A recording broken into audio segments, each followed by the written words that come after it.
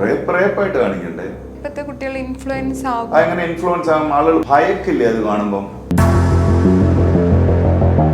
നിങ്ങൾ ഇതിനെ പറഞ്ഞ് സോഫ്റ്റ് ആക്കി ഒന്നും കാണിക്കരുത്. ആളുകൾക്ക് അത് ചെയ്താൽ അതിലെന്താ കുഴപ്പം? അത് ഭയങ്കര സ്വീറ്റ് ആയിട്ടുള്ള സാധനമല്ലേ എന്നുള്ള ചിന്തയാണ് നിങ്ങൾ പകർന്നു കൊടുക്കുന്നത്. ഹേമ കമ്മിറ്റി റിപ്പോർട്ടിൽ എന്താണ് സംഭവിക്കുന്നതെന്ന് പറഞ്ഞത്? പീഡനം. എന്ത് പീഡനം?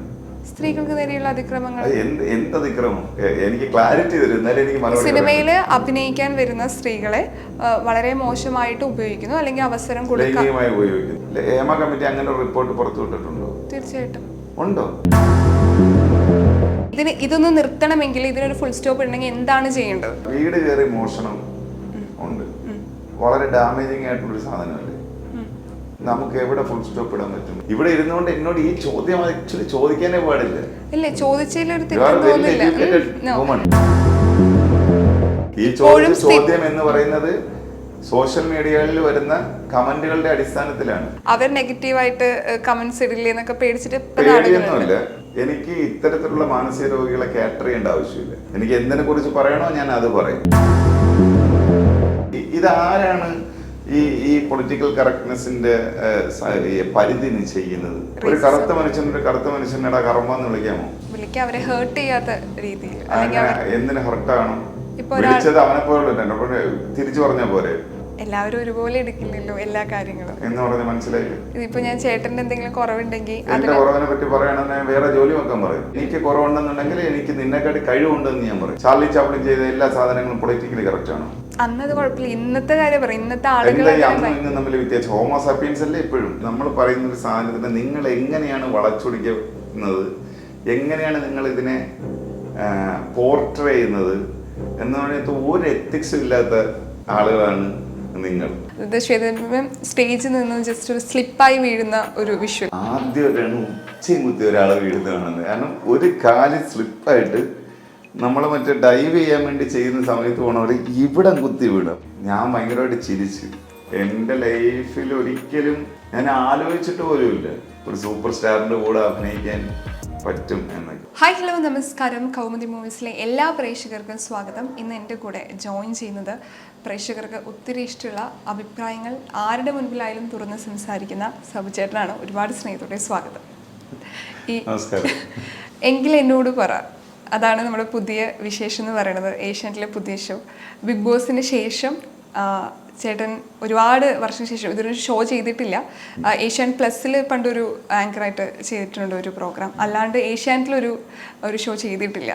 അപ്പം ബിഗ് ബോസിന് ശേഷം ഇത്രയും വർഷങ്ങൾക്ക് ശേഷം എപ്പോഴും എന്തായാലും ഒരു ഓഫർ വന്നിട്ടുണ്ടാവും. എന്തുകൊണ്ടാണ് ഇത്രയും ഒരു ഡിലേ ഒരു പ്രോഗ്രാം ചെയ്യാമെന്ന് എല്ലാവർക്കും ഒരു ക്യൂരിയോസിറ്റി ഉണ്ടാവും. അതിനുള്ള റീസൺ എന്താണ്? ഞാൻ ബിഗ് ബോസ് കഴിഞ്ഞിറങ്ങിയപ്പം ഏഷ്യാനെറ്റുകാർ കാരണം ബിഗ് ബോസിന്റെ ആ ഒരു ഷോയുടെ ഒരു പോപ്പുലാരിറ്റി ഉണ്ടല്ലോ.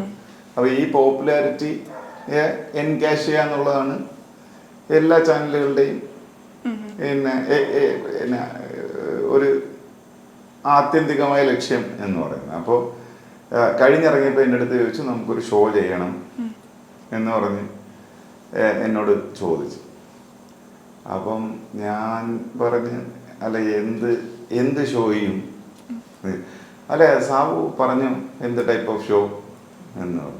ഞാൻ പിന്നെ എൻ്റെ തലയ്ക്കകത്ത് ഒന്നുമില്ല ഷോ, അങ്ങനെ ഒരു ഷോ ചെയ്യാൻ പറ്റിയ ഒരു കോൺസെപ്റ്റ് എൻ്റെ ഇല്ലായിരുന്നു.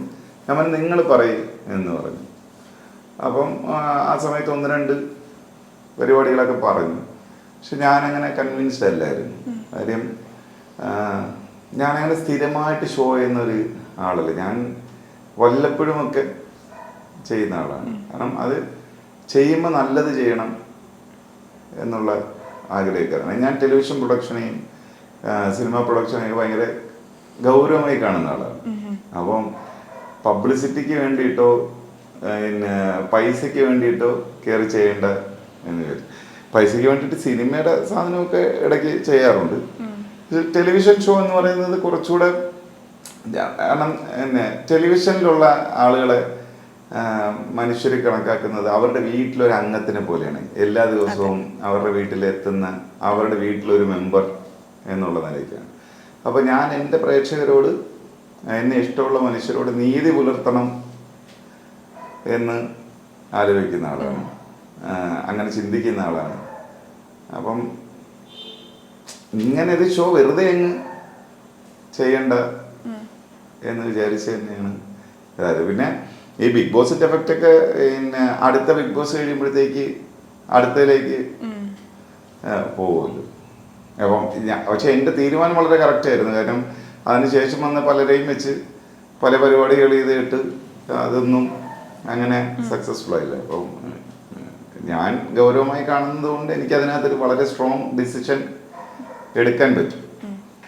എങ്കിലേ എന്നോട് പറ എന്നുള്ളൊരു ഷോ പറഞ്ഞപ്പോൾ അതിനകത്ത് ഞാനും ശ്വേതയും, അപ്പം ശ്വേതയും ഞാനും വളരെ അടുത്ത സുഹൃത്തുക്കളാണ്. എന്നെ ഭയങ്കര ഇഷ്ടമുള്ള ആളാണ് ശ്വേത. അപ്പോൾ അങ്ങനെ ഒരു സാധനം ചെയ്യാം എന്നും പിന്നെ അതിൻ്റെ ഒരു കോൺസെപ്റ്റ് പറഞ്ഞ സമയത്ത് അതിനകത്ത് എനിക്ക് തോന്നിയത് കുറേ ഇൻഫർമേഷൻസ് ആളുകൾക്ക് പാസ് ചെയ്ത് കൊടുക്കാൻ പറ്റും, പറഞ്ഞു കൊടുക്കാൻ പറ്റും, കുറെ സ്പേസ് ഉണ്ട് സംസാരിക്കാനും ഒക്കെ എന്നുള്ളത്. അപ്പോൾ അതുകൊണ്ട് ആ ഷോ എഗ്രി ചെയ്തു. പക്ഷെ അത് വീക്ക്ലി ഷോയാണ്. പക്ഷെ മനുഷ്യരൊക്കെ കാണുമ്പോൾ എന്നോട് വളരെ സന്തോഷത്തോടെ ഇതിനെക്കുറിച്ച് ചോദിക്കാറുണ്ട്. പിന്നെ അതിൻ്റെ പേര് ഭയങ്കര രസമുള്ളൊരു പേരാണ്. അപ്പോൾ ഇന്നിപ്പോൾ വൈകുന്നേരം ചായ കുടിക്കാൻ പോയപ്പോഴും ഒരു ആൻറ്റി നടന്നു പോയിട്ട് പോണ വഴിയില്ല എങ്കിലും എന്നോട് പറ എന്ന് പറഞ്ഞിട്ട് നടന്നു. സന്തോഷമുള്ള സാധനം, ചെയ്യാൻ രസമുള്ള, ഞാൻ എൻജോയ് ചെയ്യുന്നുണ്ട്. അപ്പോൾ നമ്മൾ ചെയ്യുന്നൊരു കാര്യത്തിന് നമുക്ക് സന്തോഷം കിട്ടുക എന്നുള്ളതും കൂടെ ഒരു മാറ്ററാണ്. സാധാരണ മനുഷ്യർക്ക് അത് ഇഷ്ടപ്പെടുന്നുണ്ടെന്നാണ് എൻ്റെ വിശ്വാസം. ഇപ്പം അതിലിപ്പോൾ പ്രൊമോഷൻ്റെ ഭാഗമായിട്ട് അതിലൊരു ക്ലിപ്പാണ് സോഷ്യൽ മീഡിയയിൽ ഭയങ്കരമായിട്ട് വൈറലായിരുന്നത്. അത് ശ്വേതം സ്റ്റേജിൽ നിന്ന് ജസ്റ്റ് ഒരു സ്ലിപ്പായി വീഴുന്ന ഒരു വിഷ്വൽ, അത് ഭയങ്കരമായിട്ട് വൈറലാകുകയും അത് പ്ലാനാണോ അത് സ്ക്രിപ്റ്റഡ് ആണോ അത് ശരിക്കും വീണതാണോ അങ്ങനെ ഒരുപാട് ഡൗട്ട് ആളുകൾക്ക് ഉണ്ടായിരുന്നു. ശരിക്കും അതെന്തായിരുന്നു സംഭവിച്ചതെന്നൊരു അത്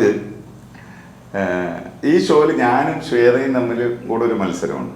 മത്സരാർത്ഥികൾ മത്സരിക്കുന്നത് പോലെ ഏറ്റവും കൂടുതൽ ആളുകളെ കൺവിൻസ് ചെയ്ത് നമ്മളുടെ അടുത്തേക്ക് വിളിക്കുന്ന ആരാണ്, അടുത്തേക്ക് വരുന്നത് ആരാണ് എന്നുള്ള തരത്തിൽ ഞങ്ങൾ തമ്മിലൊരു മത്സരമാണ്. അപ്പോൾ ഇതിന്റെ അവസാനം ഇതിന്റെ പോയിന്റ് കാണിക്കും. അപ്പം most of the time Shweta തന്നെയാണ് വിജയിക്കാറുള്ളത്. അപ്പോൾ ഈ അതിൽ പോയിന്റ് കുറവുള്ള ആളിന് ഒരു പണിഷ്മെന്റ് ഉണ്ട്. അപ്പൊ ആ പണിഷ്മെന്റ് എനിക്ക് തന്നെന്ന് പറഞ്ഞാൽ കയ്യിൽ ഐസ് ക്യൂബ്സ് പിടിച്ചുകൊണ്ടിരിക്കണം. ശ്വേത ഷോയുടെ കൺക്ലൂഷൻ പറയുന്നത് വരയ്ക്കും എന്നുള്ളതായിരുന്നു. അപ്പൊ ഞാൻ കുറെ നേരം ഇങ്ങനെ പിടിച്ചോണ്ട് നിന്ന് ശ്വേത ഇത് കഴിഞ്ഞപ്പോഴത്തേക്ക് ഞാൻ ഈ ഐസ് ക്യൂബ്സ് താഴെ ഇട്ടു. അപ്പൊ ഫ്ലോർ ഭയങ്കര സ്മൂത്ത് ആയിട്ടുള്ള ഒരു മെറ്റീരിയലാണ് യൂസ് ചെയ്യുക. അപ്പൊ ഈ ഐസ് ക്യൂബ്സ് പെട്ടെന്ന് സ്ലൈഡ് ചെയ്ത് എല്ലായിടത്തും പോയി. അപ്പൊ അതിനുശേഷം ഈ വാടക സിനിമയിലെ ടീമും എല്ലാം കൊണ്ട് ഡാൻസ് കളിച്ചു. അതിൻ്റെ കൂടെ ശ്വേതയും ഡാൻസ് കളിച്ചു. ശ്വേത ചവിട്ടിയത് ഒരു ഐസ് ക്യൂബിന്റെ പുറത്തായിരുന്നു. ഒരു കാലിങ്ങനെ സ്ലിപ്പായിട്ട് ശ്വേത നേരെ വീണു. അപ്പൊ ഞാൻ പലയിടത്തുള്ള വീഴ്ചകൾ കണ്ടിട്ടുണ്ട്. ഇപ്പം മുഖം അടിച്ച് വീഴുന്ന കണ്ടിട്ടുണ്ട്, നമ്മുടെ ഷൂട്ടിങ്ങിലും അതിൽ നടുവിടിച്ച് വീഴുന്ന കണ്ടിട്ടുണ്ട്. അപ്പോൾ തിരുവനന്തപുരത്തിന് പറയുന്നുണ്ട് ഉച്ചയും കുത്തി വീണെന്ന്. ഞാൻ ശരിക്കും ആദ്യമായിട്ടാണ് ഉച്ചയും കുത്തി ഒരാളെ വീഴുന്നത് കാണുന്നത്. കാരണം ഒരു കാല് സ്ലിപ്പായിട്ട് നമ്മൾ മറ്റേ ഡൈവ് ചെയ്യാൻ വേണ്ടി ചെയ്യുന്ന സമയത്ത് പോണവർ ഇവിടം കുത്തി വീണു. അപ്പം ഞാനും വിചാരിച്ച് ചുമ്മാ ഷോ കാണിച്ചായിരിക്കും എന്ന് പറഞ്ഞ് ഞാൻ നോക്കിയപ്പോൾ ശരിക്കും കറക്റ്റ് ഇവിടം കുത്തി ലാൻഡ് ചെയ്തിട്ടുണ്ട്. ഞാൻ ഭയങ്കരമായിട്ട് ചിരിച്ചു. ചിലപ്പോൾ ഞാനൊരു ക്രൂരനായിരിക്കും, പക്ഷേ ഞാൻ ഉച്ചയും കുത്തി വീഴുന്നത് കണ്ട് ഞാൻ ചിരിച്ചുപോയി. പക്ഷെ നോക്കിയപ്പോൾ കുഴപ്പമൊന്നുമില്ലായിരുന്നു. പിന്നെ അപ്പോൾ എല്ലാവരും കൂടെ ഓടി ഒന്ന് പിടിച്ചെണീപ്പിച്ചു. പിന്നെ ഞാൻ അധികം അങ്ങോട്ട് പോയില്ല, കാരണം പിടിച്ചെണീപ്പിക്കാൻ കുറേ പേരുണ്ടായിരുന്നു. അതുകൊണ്ട് നമ്മളും കൂടെ എന്തിനെന്ന് അതിനകത്ത് കിടന്ന് പിടിക്കണം. കാരണം പിടിച്ചെണീപ്പിക്കാൻ 2-3 പേരുടെ ആവശ്യമേ ഉള്ളൂ. അപ്പോൾ അത് അസീസും നോവിയെല്ലാം കൂടെ തന്നെ പിടിച്ചെണീപ്പിച്ചു. ഓക്കെ ആയിരുന്നു, കുഴപ്പമൊന്നുമില്ല. കുഴപ്പമൊന്നും ഇല്ലെന്ന് പറഞ്ഞാൽ കുഴപ്പമുണ്ടായിരുന്നു. കാരണം മറ്റേ കാലിന് മുട്ട് പോയി ഇടിച്ചായിരുന്നു. തലയ്ക്ക് ഇഞ്ചുറി ഒന്നും വന്നില്ല, മുട്ടിന് നല്ല ഇഞ്ചുറി കിട്ടിയായിരുന്നു. നല്ല വീഴ്ചയായിരുന്നു. വീഡിയോയിൽ കാണുമ്പോഴും നമുക്കത് മനസ്സിലാവുമായിരുന്നു. പക്ഷെ അത് അഭിനയായിരുന്നുണ്ടെങ്കിൽ അസാധ്യ ഒരു സംഭവമായിരുന്നു. ഇപ്പം ഇവിടെ ഇന്റർവ്യൂവിന് വരുമ്പോൾ പോലും സിനിമയുടെ പണിപ്പുരയിലാണ്. ഇപ്പം എല്ലാവരും ആക്ടേഴ്സും ഈ പ്രൊഡക്ഷൻ, ഡയറക്ഷൻ, സ്ക്രിപ്റ്റ് റൈറ്റിംഗ് എല്ലാ മേഖലയിലും ഇപ്പോൾ വരുന്നുണ്ട്. അപ്പം ഈ ഒരു ഡയറക്ഷൻ എന്നൊരു ആഗ്രഹം അനൗൺസ് ചെയ്തു, അതിൻ്റെ ഒരു അപ്ഡേറ്റ് എങ്ങനെയാണ്? ഇത് ഞാൻ ഇടയ്ക്ക് കുറേ കാര്യങ്ങൾ ഇങ്ങനെ സുഹൃത്തുക്കളോടൊക്കെ പറയാറുണ്ട്. അപ്പോൾ പിന്നെ ഞാൻ ആക്ച്വലി പ്ലാൻ ചെയ്തത് കുറേ നാളായിട്ട് വർക്ക് ചെയ്തുകൊണ്ടിരിക്കുന്നത് വേറൊരു സിനിമയ്ക്കായിരുന്നു. അപ്പോൾ ആ സമയത്ത് ലിജോ ആണ് എൻ്റെ അടുത്ത് ചോദിച്ചത്, നീ പറഞ്ഞിട്ടുള്ള ഇന്ന സാധനങ്ങളെല്ലാം കൂടെ വെച്ചിട്ട് നീ അത് സ്ക്രിപ്റ്റാക്കി കൊണ്ടുപോവാ, അതൊരു സിനിമയായിട്ട് ചെയ്യാനുള്ള എലമെൻ്റ് ഉണ്ട് എന്ന് പറഞ്ഞു. അപ്പോൾ എൻ്റെ ജൂനിയർ LLBക്ക് ജൂനിയറായിരുന്ന അഭിലാഷുണ്ട്. അഭിലാഷും പ്രാക്ടീസിങ് ലോയറാണ്. അപ്പം പിന്നെ ആദ്യം ഞാൻ വിളിച്ചത് എൻ്റെ വേറെ സുഹൃത്തിനെ. അപ്പോൾ പിന്നെ കന്യാൽ പറഞ്ഞ്, അളിയ എൻ്റെ മേഖല അല്ല ഇത്, എനിക്ക് നീ പറയുന്നത് കണക്റ്റ് ആകത്ത പോലുമില്ല എന്ന് പറഞ്ഞു. അപ്പോഴാണ് ഞാൻ അഭിലാഷിൻ്റെ ഓപ്ഷൻ പറഞ്ഞത്. അവൻ അത് കറക്റ്റായിട്ടുള്ള ആളാണ് എന്ന് പറഞ്ഞു. അങ്ങനെ ഞാനും അഭിലാഷും കൂടെ ഇരുന്ന് ഇത് എഴുതിയിട്ട് ഇപ്പോൾ സ്പയർ പ്രൊഡക്ഷനാണ് അത് പ്രൊഡ്യൂസ് ചെയ്യാൻ പോകുന്നത്. ഓൾറെഡി അനൗൺസ് ചെയ്തു. എത്തരത്തിലൊരു പടമാണ്? Court related? കോടതി സംബന്ധപ്പെട്ട ഒരു സിനിമയാണ്.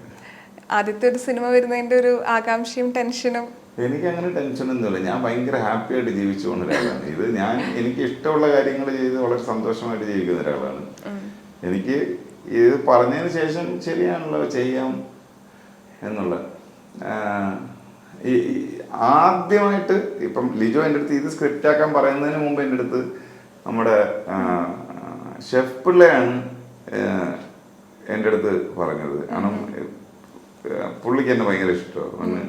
സാവു കുറേ വർഷമായിട്ട് ഇവിടെ ഉണ്ടല്ലോ, സാവു സിനിമയുടെ അടുത്ത തലത്തിലേക്ക് പോകണം എന്നൊക്കെ പറഞ്ഞിട്ട് എന്നോട് ഇരുന്ന് സംസാരിച്ചിരുന്നു. അതിൽ നിന്നാണ് കൊള്ളാമല്ലോ എന്നൊക്കെ പറഞ്ഞിട്ട് അങ്ങനെ ഒരു സാധനം കൂടെ ചെയ്ത് നോക്കാം എന്ന് പറഞ്ഞ് ഇറങ്ങി തിരിച്ചാണ്. ഇപ്പോൾ ഞങ്ങൾ ഇപ്പോൾ തമിഴ് സിനിമ, ആദ്യത്തെ ഒരു തമിഴ് സിനിമ റിലീസായി, ഷൂട്ട് ചെയ്തിട്ട് ഇനിയുണ്ട്. രജനീകാന്ത് സാറിൻ്റെ ഒക്കെ ഒരു ഓപ്പോസിറ്റ് ഒരു വില്ലനായിട്ട് വരുന്നത്. ഇപ്പം ജയിലറിൽ നമ്മൾ വിനായകൻ സാറിനെ കണ്ടു, അതിനുശേഷം ചേട്ടനെ കാണുന്നു. നമുക്ക് മലയാളികൾക്ക് കിട്ടുന്ന ഒരു സന്തോഷം ഉണ്ടല്ലോ, അതായത് നമ്മുടെ നാട്ടിൽ നിന്ന് ഒരാൾ ഓപ്പോസിറ്റ് വില്ലൻ അത് സ്ട്രോങ് ആയിട്ടുള്ള കഥാപാത്രം ചെയ്യുന്നു എന്ന്. അപ്പം ഇതിൻ്റെ ഒരു ക്യാരക്ടർ അല്ലെങ്കിൽ ഒരു സിനിമയിലേക്ക് ഒരു അവസരം വരുന്ന സമയത്ത് ആദ്യം കോൾ ഉണ്ടല്ലോ, സത്യത്തിൽ ആ ഒരു എങ്ങനെയായിരുന്നു അത്, ഒരു കോളിനെ എങ്ങനെ എടുത്തത്?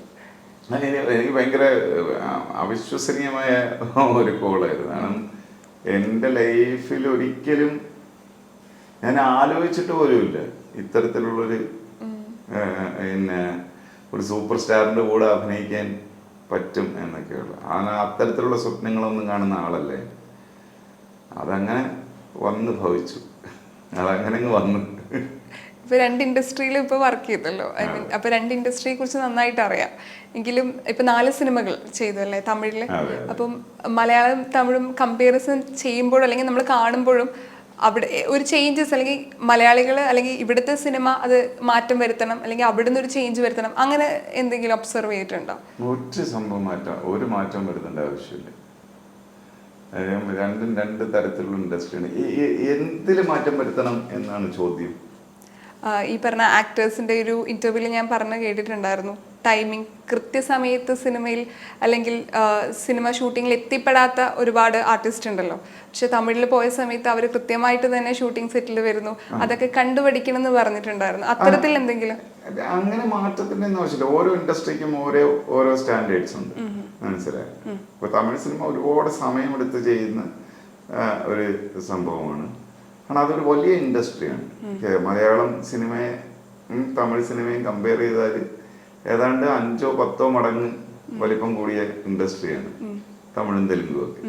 അപ്പൊ അതിനകത്ത് കമ്പാരിസൺ എങ്ങനെ പറ്റും? എന്ത് ചേഞ്ച് വരുത്താൻ പറ്റും? തമിഴ് സിനിമ പോലെ മലയാള സിനിമ ഷൂട്ട് ചെയ്യാൻ പറയാൻ പറ്റുമോ?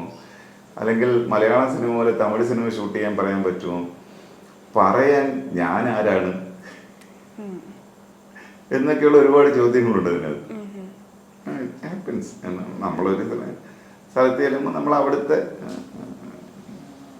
when you are in Rome, act like Romans അത്രേ ഉള്ളൂ സൗഹൃദം.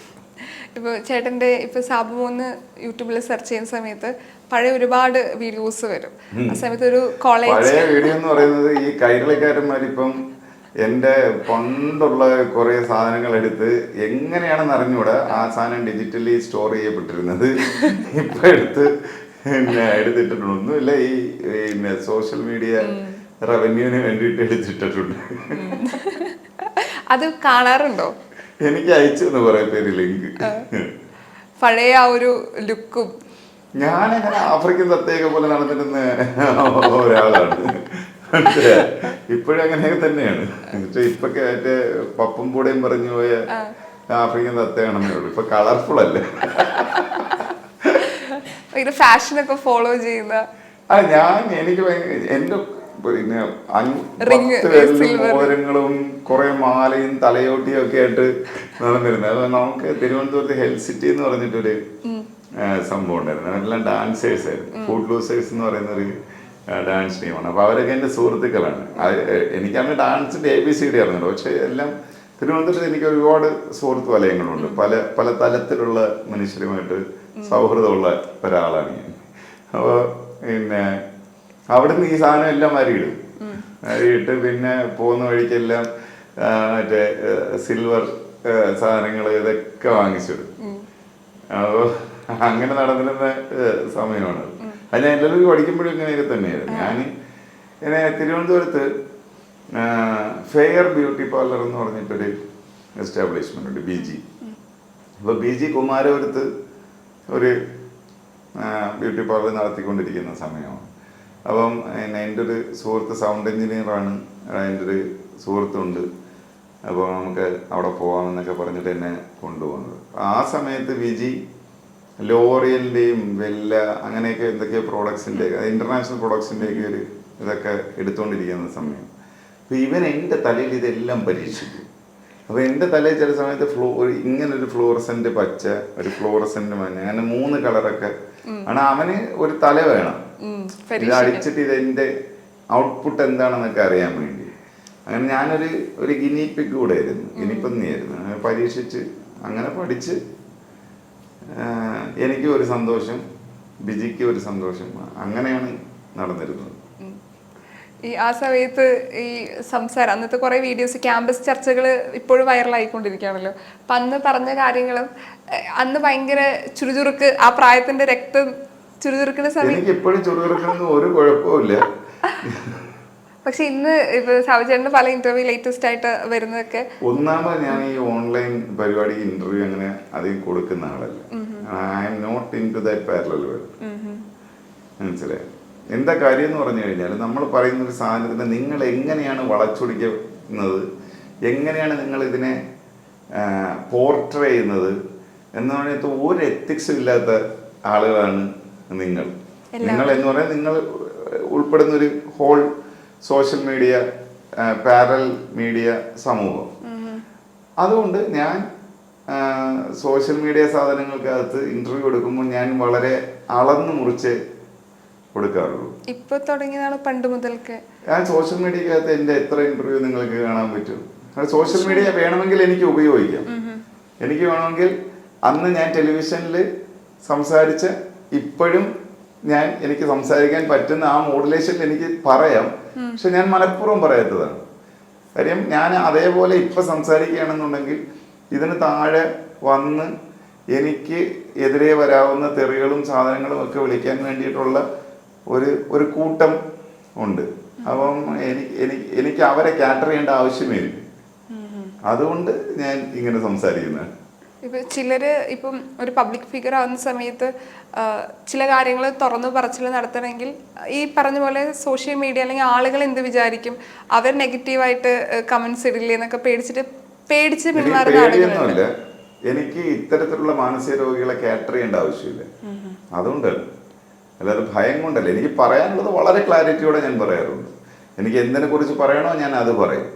അല്ലാതെ ഇക്കണ്ട ആളുകൾക്ക് പിന്നെ തെറി വിളിക്കാൻ വേണ്ടി ഉള്ള അവസരം പരമാവധി കൊടുക്കാതിരിക്കുക എന്നുള്ളതാണ്. എനിക്ക് വേണമെങ്കിൽ അവരെ ക്യാറ്റർ ചെയ്യാൻ വേണ്ടിയിട്ടുള്ള ഭയങ്കര സ്വീറ്റായിട്ടുള്ള ഭയങ്കര രസമായിട്ടുള്ള ഇൻ്റർവ്യൂ കൊടുക്കാം. എനിക്കത് വേണ്ട. എങ്കിലും ഈ പൊളിറ്റിക്കൽ കറക്റ്റ്നെസ് എന്നൊക്കെ പറയുന്നില്ല, ഇപ്പം ഭയങ്കരമായിട്ട് ചർച്ച ചെയ്യുന്നത്, പറയുന്ന കാര്യങ്ങൾ പേടിച്ചുകൊണ്ട് പറയുന്നത്, അതിലൊരു തെറ്റ് പറ്റരുത്. ഇപ്പം കോമഡി പറയുന്ന ആളുകൾ പണ്ട് കോമഡി പറയുന്നത് പോലെയല്ല ഇന്ന് അവർ പറയുന്നത്. ഇന്ന് അവർ തമാശ പോലും വളരെ ശ്രദ്ധാപൂർവ്വം പറയുന്നത്. അതിലൊരു തമാശ അങ്ങോട്ടോ ഇങ്ങോട്ടോ മാറിക്കഴിഞ്ഞാൽ അവരത് കേൾക്കേണ്ടി വരും. അത്തരത്തിൽ പറയുന്ന വാക്കുകളിൽ ശ്രദ്ധയോടെ. അത് നിങ്ങൾ തന്നെയല്ലേ ഉണ്ടാക്കിയത്? കാരണം ഇതാരാണ് ഈ പൊളിറ്റിക്കൽ കറക്റ്റ്നെസ്സിന്റെ പരിധി നിശ്ചയിക്കുന്നത്? കാര്യം എന്തെങ്കിലും ഒരു സാധനം പറഞ്ഞാൽ നിങ്ങളെപ്പോലുള്ള മീഡിയാസ് അതിനെ എടുത്തിട്ട് എങ്ങനെ പോർട്രേ ചെയ്യുന്നു എന്നുള്ളതനുസരിച്ചിട്ടാണ് ആ ട്രെൻഡ് ഡെവലപ്പ് ആകുന്നത്. It's called trend. മനസ്സിലായോ? അപ്പൊ ആ ട്രെൻഡ് നിങ്ങൾ എന്ന് ഞാൻ ഉദ്ദേശിക്കുന്നത് പേഴ്സണലി അല്ല കേട്ടോ. ഈ സോഷ്യൽ മീഡിയ ചാനൽസിനെ കുറിച്ചും പാരലൽ വേൾഡിനെ കുറിച്ചുമാണ് ഞാൻ ഈ പറയുന്നത്. അപ്പോൾ അവർക്ക് താല്പര്യമുള്ള സാധനങ്ങൾ അവർ പ്രൊമോട്ട് ചെയ്യുന്നു, അവർ അത്തരത്തിലുള്ള ക്ലിക്ക് ബൈറ്റ്സ് ഇടുന്നു, ആളുകളെ ഇൻവൈറ്റ് ചെയ്യുന്നു. അപ്പോൾ ആ മാനസികാവസ്ഥയിലുള്ള ആളുകൾ വന്ന് അതങ്ങനെയാണ് എന്ന് പറഞ്ഞങ്ങ് എസ്റ്റാബ്ലിഷ് ചെയ്യാൻ ശ്രമിക്കുന്നു. പക്ഷെ അത് പിന്നെ നല്ലതാണെന്ന് എനിക്ക് തോന്നിയില്ല. തമാശക്കകത്ത് എവിടെയാണ് ഈ പൊളിറ്റിക്കൽ കറക്റ്റ്നെസ്സും സാധനവും ഒക്കെ കൊണ്ടുവരുന്നത്? ഈ കളറിന്റെ പേരിൽ, ഒരു കറുത്ത മനുഷ്യനടാ കറമ്പെന്ന് വിളിക്കാമോ? വിളിക്കാം, അവരെ ഹേർട്ട് ചെയ്യാത്ത രീതിയിൽ. എന്തിന് ഹെർട്ടാണോ വിളിച്ചത്? അവനെ പോലെ തിരിച്ചു പറഞ്ഞ പോരെ, എന്നെക്കാട്ടി കറുപ്പല്ലേടാ നീ. എല്ലാവരും ഒരുപോലെ എടുക്കില്ലല്ലോ എല്ലാ കാര്യങ്ങളും എന്ന് പറഞ്ഞ മനസ്സിലായില്ലേ? ഇതിപ്പോ ഞാൻ ചേട്ടന്റെ എന്തെങ്കിലും കുറവുണ്ടെങ്കിൽ എന്റെ കുറവിനെ പറ്റി പറയണമെന്ന് വേറെ ജോലി നോക്കാൻ പറയും. എനിക്ക് കുറവുണ്ടെന്നുണ്ടെങ്കിൽ എനിക്ക് നിന്നെക്കാട്ടി കഴിവുണ്ടെന്ന് ഞാൻ പറയും. അത് ചേട്ടൻ അത്രയും ബോൾഡ് ആയതുകൊണ്ടായിരിക്കും. എല്ലാ മനുഷ്യരും ചിലപ്പോൾ അങ്ങനെ ആവില്ലെങ്കിലോ അല്ലായിരിക്കില്ലേ, ഓരോരുത്തരും ഓരോ ഡിഫറെന്റ്. നമുക്ക് സമാധാനിപ്പിക്കും. അല്ലാതെ തമാശകൾ എങ്ങനെയാണ് ഉണ്ടാകുന്നത്? തമാശകൾ ഇത്തരത്തിലുള്ള സാധനങ്ങളിൽ കൂടെ തന്നെയാണ് ഉണ്ടാകുന്നത്. അല്ലാത്ത തമാശയുണ്ട്. അങ്ങനെ ഉണ്ടെങ്കിൽ പിന്നെ നമ്മൾ ക്ലാസിക് രീതിയിലേക്ക് മാറണം. കുഞ്ചൻ നമ്പ്യാരുടെ ഒക്കെ പോലെയുള്ള അങ്ങനെയുള്ള തമാശകൾ മാത്രം പറയാം. ചാർലി ചാപ്ലിൻ യൂസ് ചെയ്തിരുന്ന മീഡിയം എന്താണ്? Same racism. എന്താണ് റേസിസം പോലെ തന്നെ. പൊളിറ്റിക്കലി കറക്റ്റ് ആണോ ചാർലി ചാപ്ലിൻ ചെയ്തിട്ടുള്ള എല്ലാ സാധനങ്ങളും? ചാർലി ചാപ്ലിൻ ആണോ പിന്നെ ലോകത്തിലെ വൺ ഓഫ് ദ ബെസ്റ്റസ്റ്റ് കൊമേഡിയനായിട്ട് അംഗീകരിക്കപ്പെട്ടിട്ടുള്ളത്? ചാർലി ചാപ്ലിൻ ചെയ്ത എല്ലാ സാധനങ്ങളും പൊളിറ്റിക്കലി കറക്റ്റ് ആണോ? അന്നത് കുഴപ്പമില്ല. ഇന്നത്തെ കാര്യം പറയും. ഇന്നത്തെ ആളുകൾ ഇന്നും തമ്മിൽ വ്യത്യാസം. ഹോമോസാപ്പിയൻസ് അല്ലേ ഇപ്പോഴും? മനുഷ്യര് തന്നെയല്ലേ? എന്താണ് മാറിയത്? മനുഷ്യൻ ഇവോൾവ് ആയോ? ഇത് ഞാൻ ചോദിക്കാണ്. ഇതിപ്പോ ഞാനല്ല മാറ്റിയത്, ആളുകൾ. It's A discussion. നമ്മൾ തമ്മിൽ ഒരു കാര്യത്തിനെ കുറിച്ച് സംസാരിക്കും. അപ്പൊ ഞാൻ അങ്ങോട്ടും കൂടെ ചോദിക്കാണ്, എവിടെയാണ് മാറേണ്ടത്? എന്താണ് മാറേണ്ടത്? എവിടെയാണ് ഇതിന്റെ അളവുകോൽ? ആരാണ് ഇത് തീരുമാനിക്കുന്നത്? A group of people, a particular group of people, certain group of people. അവര് കുറെ അങ്ങ് പറയണം ഇങ്ങനെയൊക്കെ ചെയ്യാൻ പാടുള്ളൂ എന്ന്. ഞാൻ പറയുന്നത് അവർക്ക് വേറെ ജോലി നോക്കാൻ പറഞ്ഞിട്ട് നിങ്ങളുടെ ജോലി നോക്കി മുമ്പോട്ട് പോകണം എന്നുള്ളതാണ്. അതാണ് എൻ്റെ അഭിപ്രായം. അതിനകത്ത് തമാശക്കകത്തും ഫിക്ഷൻ വർക്കുകൾക്കകത്തും ഒന്നും പൊളിറ്റിക്കൽ കറക്റ്റ്നെസ് കൊണ്ടുവരാൻ പറ്റില്ല. പൊളിറ്റിക്കൽ കറക്റ്റ്നെസ് കൊണ്ടുവന്നത് അത് കണ്ടീഷൻഡ് വർക്കാണ്. അപ്പോൾ ഞാൻ മുമ്പും പറഞ്ഞിട്ടുണ്ട്, സിനിമയ്ക്കകത്ത് ഇപ്പോൾ വയലൻസ് കാണിക്കുന്ന വയലന്റ് ആയിട്ടുള്ള ഒരാളെ വയലന്റ് ആയിട്ട് കാണിക്കണ്ടേ?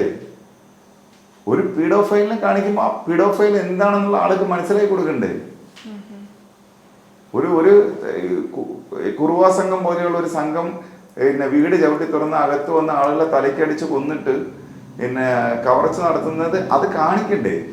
അകത്ത് വന്നിട്ട് റോസാപ്പൂവിന്റെ തണ്ട് വെച്ച് തലയ്ക്കടിച്ചിട്ടല്ലല്ലോ അവർ ചെയ്യുന്നതായിട്ട് കാണിക്കേണ്ടത്. അപ്പോഴത്തേക്ക് ഇല്ല, അത് വയലൻസ് ആണ്, യു പ്രൊമോട്ട് വയലൻസ് എന്ന് പറഞ്ഞാൽ പിന്നെ എങ്ങനെയാണ് ഒരു സിനിമയോ ഒരു ക്രിയേറ്റീവ് പ്രോഡക്റ്റ് ഉണ്ടാകുന്നത്?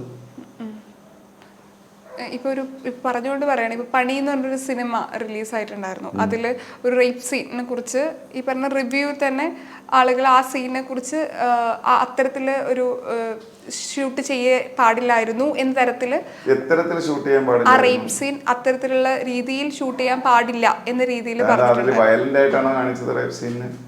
വിഷ്വലി അതിനെ വയലന്റ് ആയിട്ടല്ല. അല്ല, വൈ നിങ്ങളെല്ലാം കൂടെ കണ്ടീഷൻ ചെയ്ത് വെച്ചിരിക്കുന്നു വയലൻസ് കാണിക്കാൻ പാടില്ല, റേപ്പ് കാണിക്കാൻ പാടില്ല എന്ന്.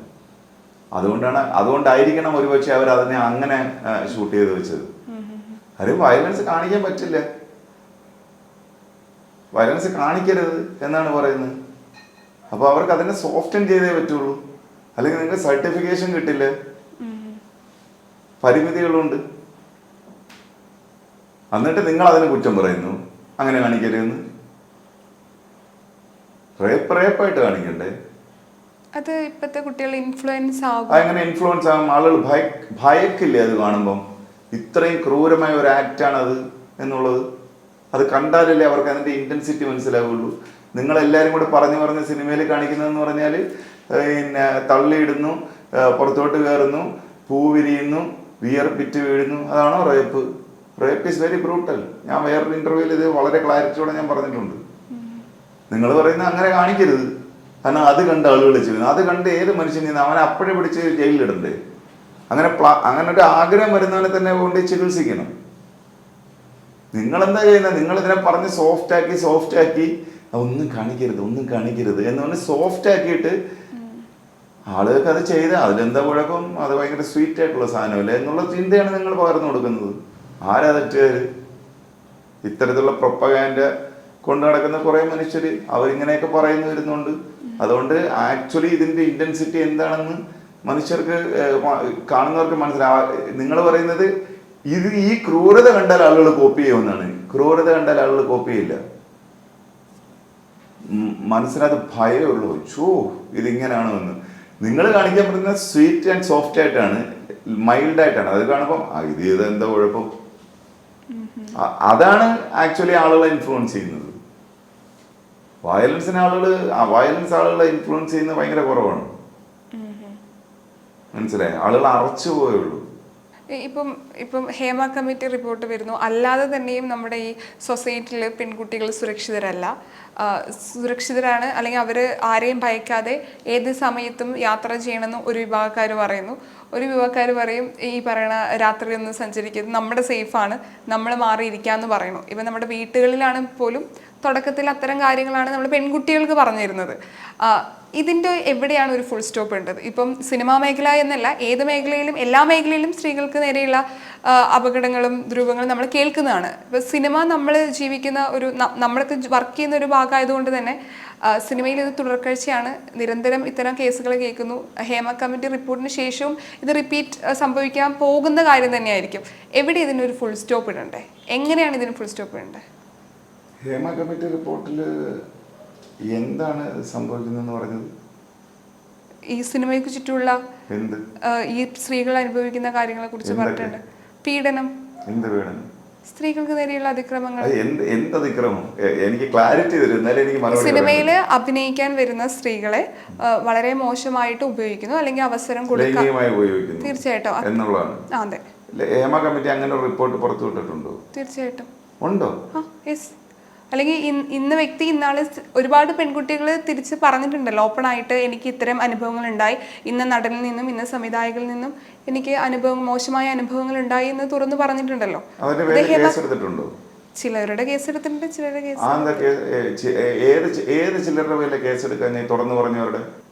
കേസ് ഈ പറഞ്ഞ തെറ്റായിട്ടുള്ള ഇൻഫോർമേഷൻ വന്നിട്ടുണ്ട്, റൈറ്റ് ആയിട്ടുള്ള ഇൻഫോർമേഷൻ വന്നിട്ടുണ്ട്. തെറ്റായിട്ടുള്ള ഇൻഫർമേഷൻ ആണെങ്കിലും അങ്ങനെ ഒരു മൊഴി അവിടെ കൊടുത്തിട്ടുണ്ടെന്നുണ്ടെങ്കിൽ ലീഗലി അതിൻ്റെ പേരിൽ FIR വരികയും ആ FIR-ന്റെ തുടർന്ന് അതിൽ അന്വേഷണം നടത്തുകയും അതിൽ ഫാക്റ്റ് ഉണ്ടോ എന്നുള്ളത് അന്വേഷിച്ച ശേഷം ആ കേസ് മുന്നോട്ട് കൊണ്ടുപോകണോ വേണ്ടയോ എന്ന് പോലീസ് ഡിപ്പാർട്ട്മെന്റ് ചെയ്തിട്ടുണ്ട്. പിന്നെന്താ കുഴപ്പം? ഞാൻ ചോദിക്കുന്നത്, ഇപ്പോഴും ഈ റിപ്പോർട്ട് വന്നതിന് ശേഷവും ഇനിയും സ്ത്രീകൾ മലയാള സിനിമയിൽ സുരക്ഷിതരായിരിക്കുമോ, അല്ലെങ്കിൽ ഇതിപ്പം സ്ഥിരമായിട്ട് ഇനിയും നമുക്ക് കേൾക്കേണ്ടി വരുമോ എന്ന്? അല്ലെങ്കിൽ ഇതൊന്ന് നിർത്തണമെങ്കിൽ, ഇതിനൊരു ഫുൾ സ്റ്റോപ്പ് ഉണ്ടെങ്കിൽ എന്താണ് ചെയ്യേണ്ടത്? ഈ വീട് കയറി മോഷണം ഉണ്ട്, അത് വളരെ ഡാമേജിങ് ആയിട്ടുള്ളൊരു സാധനമല്ലേ? നമുക്ക് എവിടെ ഫുൾ സ്റ്റോപ്പ് ഇടാൻ പറ്റും ഈ ക്രൈമിന്? ആ ക്രൈമിന് കുറച്ചും കൂടി സുരക്ഷിതത്വം ഒരുക്കുകയാണെങ്കിൽ നമുക്കൊരു പരിധി വരെ. മോഷണം എന്ന് പറയുന്ന സാധനം നമ്മുടെ നാട്ടിൽ നടക്കുന്നതാണ്, ഗുണ്ട ആക്രമണങ്ങൾ നമ്മുടെ നാട്ടിൽ നടക്കുന്നതാണ്. നമുക്ക് എവിടെയെങ്കിലും ഇതിന് ഫുൾ സ്റ്റോപ്പ് ഇടിക്കാൻ പറ്റുമോ? ചിലപ്പോൾ ഭയം വരികയാണെങ്കിൽ ഇതിനൊരു ഫുൾ സ്റ്റോപ്പ് ഇടാം. എല്ലാ നിയമങ്ങളും കൊണ്ട് ഇവരെല്ലാം ജയിലിൽ പോകാറുണ്ട്. അവർ പിന്നെയും പിന്നെയും ചെയ്യാറുമുണ്ട്. നമുക്ക് എങ്ങനെ ക്രിമിനൽസിനെ സ്റ്റോപ്പ് ചെയ്യാൻ പറ്റും? എവിടെ ഫുൾ സ്റ്റോപ്പ് ഇടിക്കാൻ പറ്റും? ആളുകൾക്ക് ഭയം വന്ന് തുടങ്ങിക്കഴിഞ്ഞാൽ അവരൊരു ഫുൾ സ്റ്റോപ്പ് ഇടും.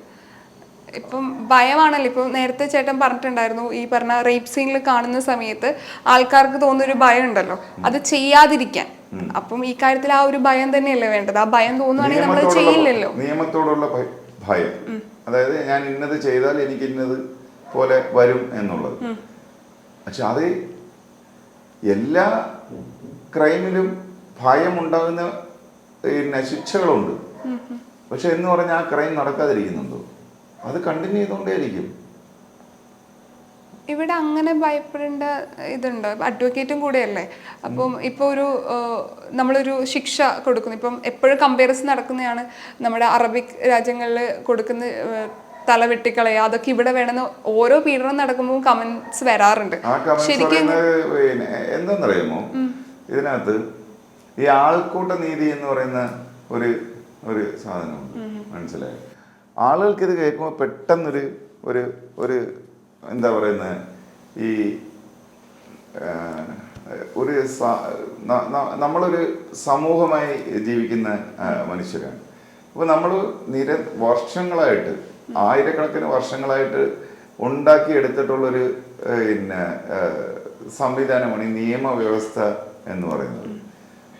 അപ്പോൾ അതിനകത്ത് ഈ ഉടൻ ശിക്ഷ എന്ന് പറയുന്ന സാധനം ചെയ്യാൻ പാടില്ല എന്നാണ് പറയുന്നത്.